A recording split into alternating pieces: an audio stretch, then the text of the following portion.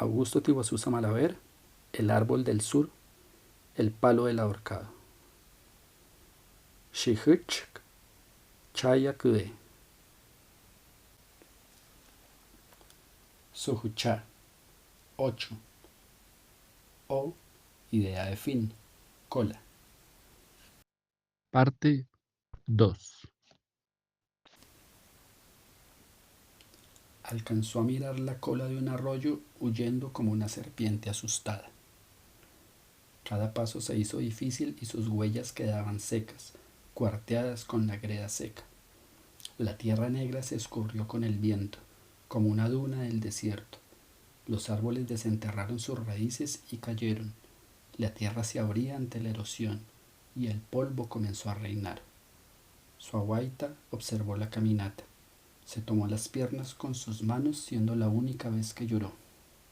Sus lágrimas de fuego derramaron sobre la superficie, acabando con los únicos vestigios de vida sobre la superficie. Desde entonces, las colinas del sur son áridas. Su viento corre frío y penetrante. El sol cae ahora inclemente sobre sus barros y sus gredas. Si no fuese porque el joven cadáver era hacedor de lluvia, la zona sería un seco desierto. Sin embargo, la lluvia no fue suficiente. Sus terrenos quedaron convertidos en barro. Suawaita llegó con su amado al árbol de la cima. Era el único que aún no quería partir.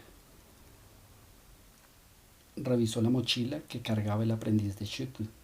En ella encontró diversas hierbas, coca, mote, resinas, figuritas de oro, unas esmeraldas, una ocarina y otros abalorios. En medio de su dolor quiso vestirse de luto.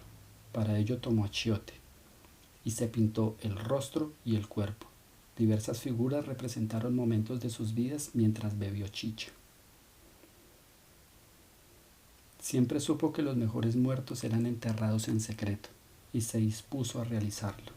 Algunas figuritas de oro las colocó en sus ojos, nariz, boca y ombligo. Fajó el cuerpo con sus mantas. Lo acunó en posición fetal, como cuando él la conoció, con sus pies juntitos. Colocó la cabeza en medio del pecho y las rodillas. Lo amarró con unos chumbes y chircates. Con un palo empezó a cavar un agujero cerca al viejo árbol. Las lágrimas rociaban la tierra. Las manos se desgarraban y la sangre brotaba de sus palmas. Luego de unas horas, lo enterró sobre las raíces más profundas. Mientras la tierra cubría poco a poco el cuerpo yerto, apartó el último chumbe. Al mirar sus formas y sus colores, quiso descifrar su historia. De la mochila del joven Shukl sacó algunas hojas de coca y zumo de borrachero, tabaco y yopo, almacenados en un par de totumos. Trató de seguir los pasos de su tío. Supo que también podría hacerlo, que su sangre también era mágica. Igual sería una afrenta, pero su amor la empujó a intentarlo. Algunas figuritas de oro las enterró frente al árbol como un pagamento. Tomó la ocarina y se dejó llevar por el sonido que se expandía en ondas por su cuerpo. Una sobria bruma se arremolinó tras su espalda. Unos penetrantes ojos amarillos aparecieron refulgentes. Sabia, rebelde, con su exquisita estampa de ave cósmica, aparecía Hupshaswaya, la misma diosa Huitaca, con el ánimo de intervenir, dispuesta a conspirar a favor de la inocente. La diosa de perspicaz mirada comprendió el dolor que la embargaba y le ayudó a entrar en los dominios del espíritu. Wayoku encontró otro motivo para descargar su furia. Era inconcebible que una mujer tomara los atributos de un Shukl. La divinidad oscura se aprestó a castigar, pero ante la presencia de la refulgente ama de la noche, prefirió marchar a buscar otra víctima. Suawaita entró en trance. Sikui, el cernícalo, acompañante de su amado, apareció. Los ojos reflectantes del jaguar los identificó inmediatamente en el ave mandada por la luna, que se posaba estática, de frente. El ave la miró a los ojos, en una profundidad que yuxtaponía momentos en el tiempo. En ese momento lo observó todo, absolutamente todo, paso a paso, imagen tras imagen. Uno y otro evento pasaron frente a sus ojos. El pasado golpeó sus recuerdos.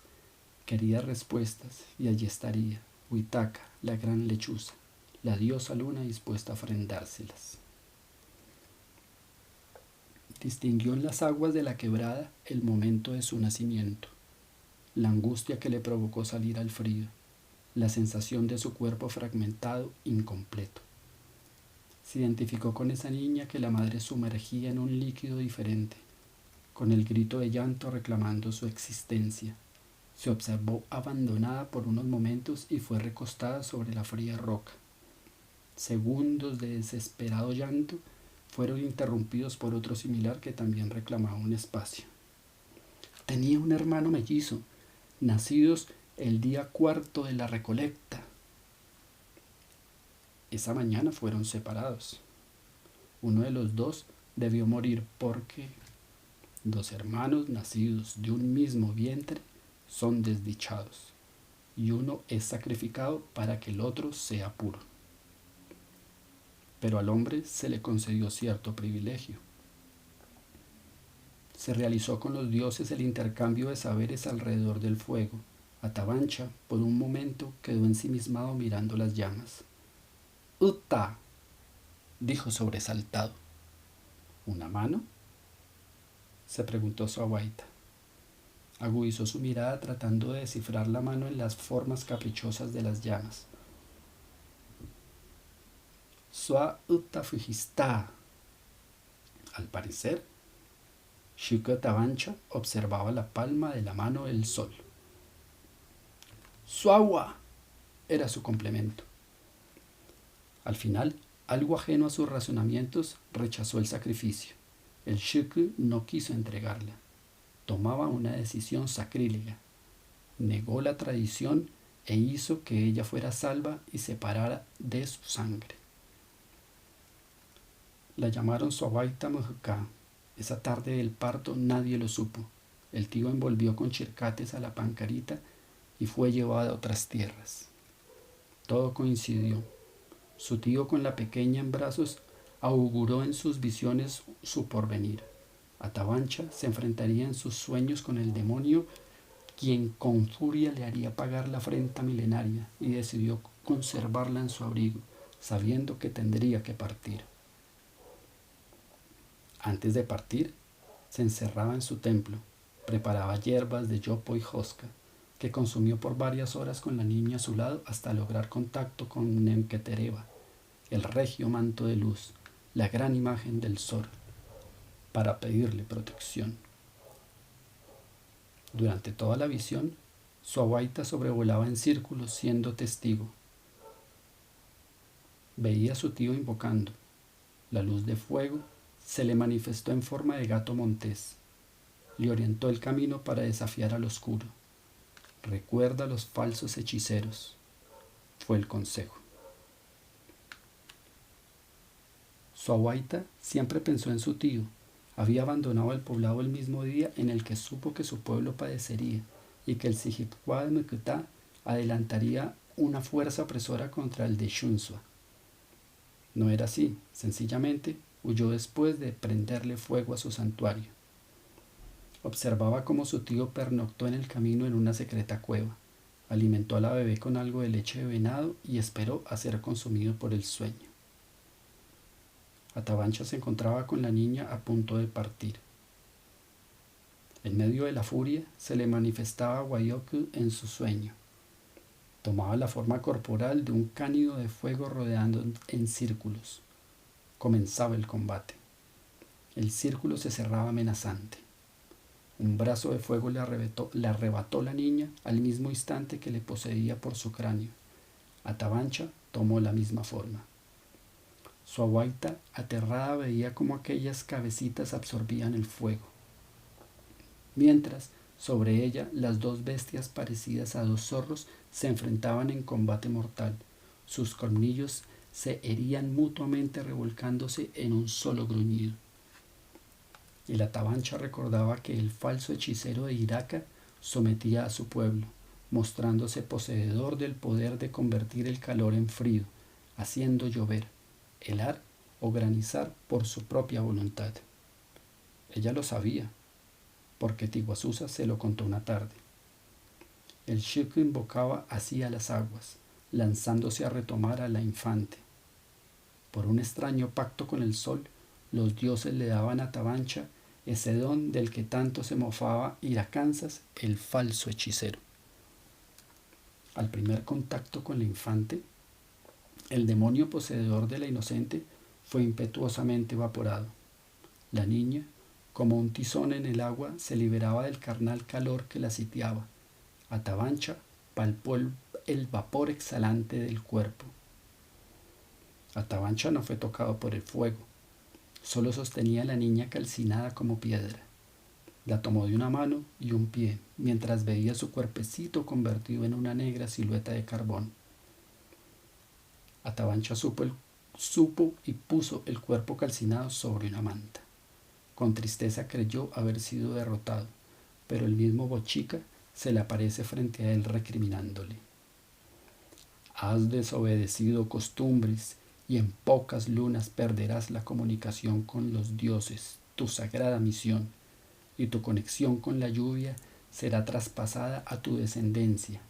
La niña será salva, y la asumiré como hija, la coronaré hija del amor, y los hombres que la vean quedarán hechos prisioneros. Pero será tu responsabilidad que todo se dé acorde a las reglas y el Dios de los muertos volverá a desatar su furia, y yo ya no estaré ahí. Su abuaita vigilante observaba. Una mano le tocaba el pecho y se incendió robándole el fuego que le había consumido. La niña abandonaba sus formas negras. Pronto retornaba a la normalidad. Lloriqueó. El llanto de la niña trajo al chico Atabancha de regreso. La revisó y estornudaba. Solo es un pequeño resfriado, respiró aliviado. Su abuaita comprendió el origen de su debilidad. Ese resfriado se complicó con los años y el frío del agua era su enemigo. Después de esa visión, se preguntó por el paradero de su hermano. Huitaca, vigilante, le orientaba sus visiones. Al principio, no supo cómo manifestarlo y prefirió decirlo sin aspavientos. Una voz suave se dirigió a ella. Te llamaron Suawa, enfermedad, debilidad. Uta, presenta la mano del sol que te protege y Mujucá 4. Creciste en las fronteras del Sijipua de Mucutá. Atabancha partió rumbo a tu casa y fuiste entregada a la segunda hermana, tu madre, quien estaba pedida en matrimonio. Tu padre primero aceptó a regañadientes, por eso te ofreció en sacrificio, mientras tu hermano fue reconocido con el nombre de Tigua, portador de un mensaje, y Susa, porque son dos, Mujucá, los que nacieron el mismo día. Sus manos rasguñaron el suelo. Las alas del cernícalo se revolveraron en una masa de pluma y sangre. Su vuelo se interrumpió ante el dolor y la confusión. Volvió a la realidad. No había justicia en ese acto natural. Intentó regresar a la conciencia. Su tristeza y llanto tuvieron tintes de locura. Daba vueltas, caminaba sin equilibrio, se tomaba la cabellera con las manos, con rabia le pegaba al árbol repetidas veces. Sus nudillos sangraban y su sangre se confundió entre el sudor, la lágrima y la tierra. Sin dar crédito a sus sentidos, apareció una voz fuerte, altiva y poderosa. Cometiste incesto. Perecerás miserablemente. Quiso huir, mirando a todas partes para no escuchar, pero sabía que la perseguiría. Parecía provenir de las ramas del árbol. Las frases se repetían una y otra vez. Morirás con él, en un hoyo estrecho lleno de agua y sanguijuelas. Agua y tierra apagarán el incendio del lascivo del incesto. serás cubierta con una losa y quedarán sepultados tu nombre y tu memoria. Es la ley. Mientras Sobaita se revolcaba en el suelo de angustia, no podía creer que Tiguazuza era su hermano. Cerca de allí, Atabancha desesperado buscaba a sus protegidos, presentía la desgracia. Se encontraba a punto de cruzar el gran río, mientras las aguas crecieron inexplicablemente. Solo pudo llegar a la orilla mientras el agua le llegaba a la rodilla. Supo que no sería capaz de cruzar nadando. Levantó su mirada y en la otra orilla se aparecía la sombra, la oscura presencia, tomando la forma de una gran rata, con el agua igualmente a la rodilla. Los cielos se oscurecieron un poco y la bestia gritaba furiosa su castigo. Y se consumase una segunda ofrenda, el castigo a ver el resultado. Tenía una cuenta pendiente y a la segunda afrenta a los dioses era inminente el sufrimiento. Atabancha percibió el terror por primera vez, la pérdida de poder, la vergüenza, la impotencia. El perdón no le servía. Nemtereketeba ya no estaría con él. Huayoku quiso calcinarlo, pero le pareció que no era suficiente. Con un fuerte ademán lo golpeó en el pecho. El Atabancha se sintió tomado por una poderosa garra y fue arrojado al agua. Sin memoria vagarás eternamente por estas tierras y también serás testigo de la muerte de tu pueblo. Solo recordarás ese cuarto mes de siembra, una y otra vez, y siempre verás morir a tus hijos. Cada generación de 50 lunas te llevaré a la muerte y al olvido. Pasarán generaciones a tus 50, solo volverás la angustia de tus hijos morir, y llorarás y volverá el olvido. La fuerza lo lanzó contra el fondo, estrellando su cabeza contra la roca. Para cuando el árbol quiso marcharse, el peso del joven sobre sus raíces no le permitió moverse. El peso del cuerpo inerme lo hizo inclinarse a un lado. Sus raíces crecieron rápidamente hasta el mundo de los muertos. Tiguazuza quedó acunado en un brazo y sus restos descansaron en las raíces del gran árbol. El palo aún se resistió a morir, pero su agonizante desolación lo llevaría a la sequedad y, por último, al marchitamiento. Sus raíces se enterraron aún más y pactó su estirpe con la madre, tierra. Aún poseía fuerzas y en verdad creyó que su abuaita siempre lo acompañaría. Otra tristeza no aguantaría. Para su abuaita la situación era injusta. En su tristeza tan profunda no comprendía que vivir fuera su destino. Atabancha apareció en la orilla, sin recordar nada y con la fuerte herida en la frente. La noche invadía cada rincón y no supo dónde se encontraba, quién era, de dónde venía o a quién pertenecía.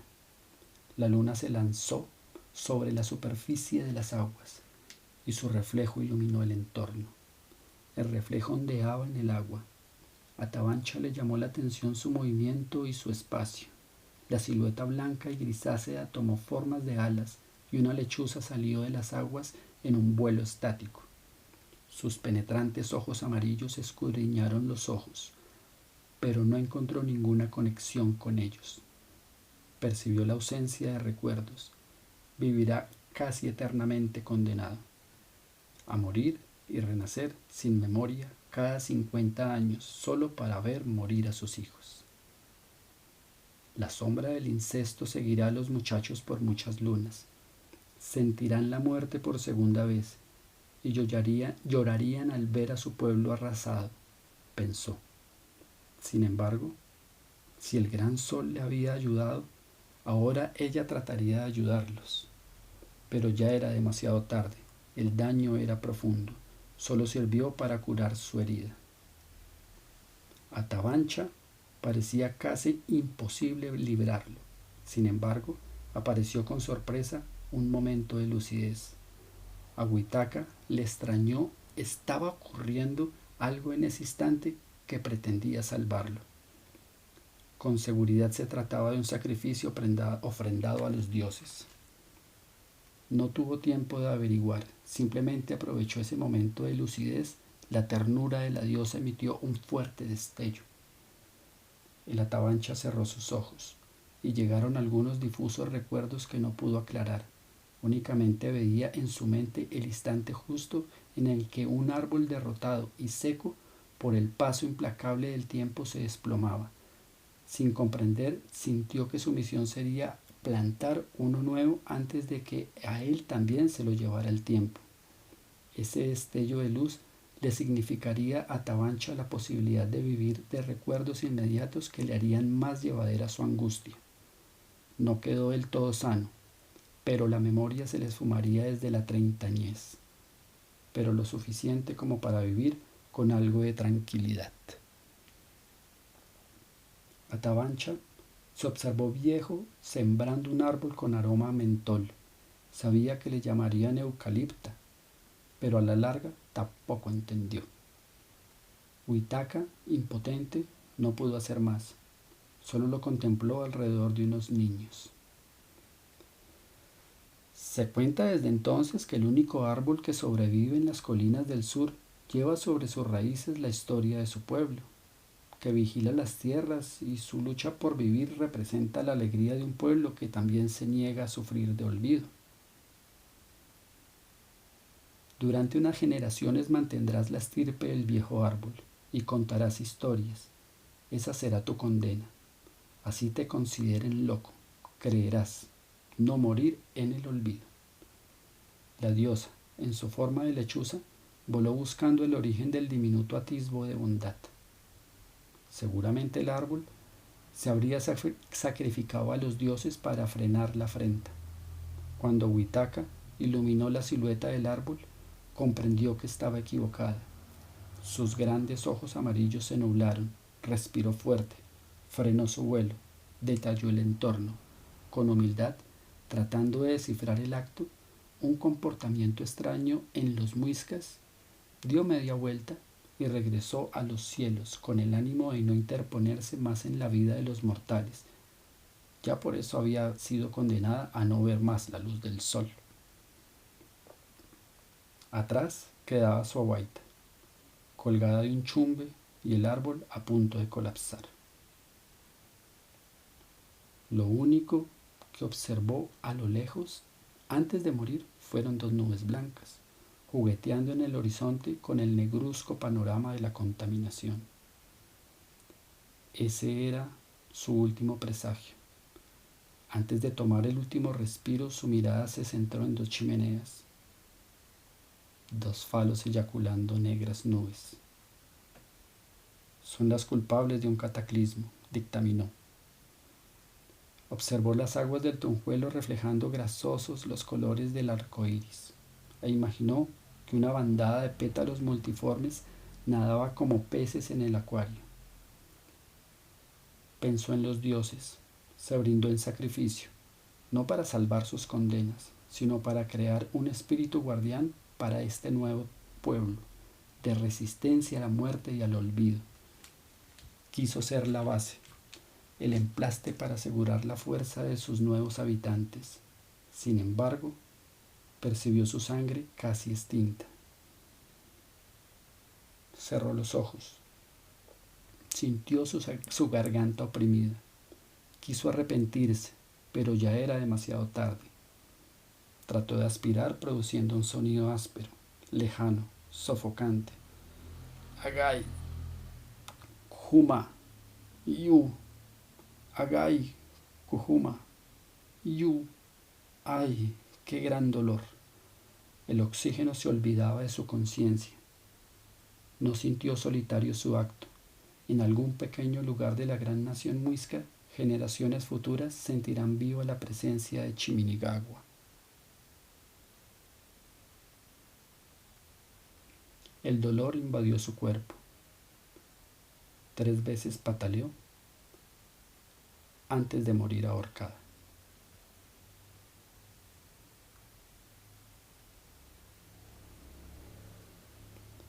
Este libro se terminó de imprimir en ediciones Zona Muisca en el año 2006. Copia y difunde. En Bacatá, actual Bogotá, en un lugar de los Andes llamado Colombia, en el mes de octubre, del año 514 de la invasión, año 5514 andino, año 2006 para muchos, mas no para todos. Última edición, hecha por el autor, 2009.